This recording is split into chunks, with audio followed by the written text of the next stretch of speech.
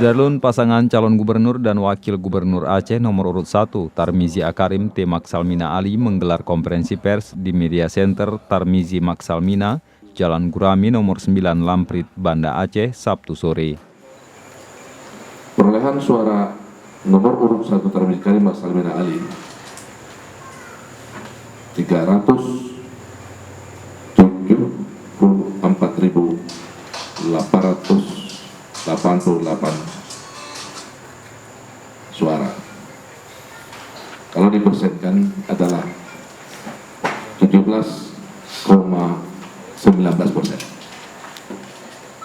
Suara yang tidak sah adalah 71.427 atau 3,28%.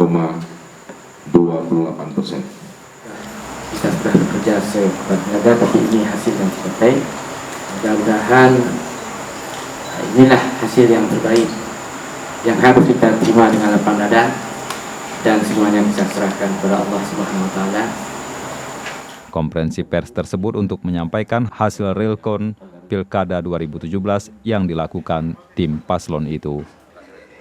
Dari Banda Aceh, Budi Fatria, Serambi On TV.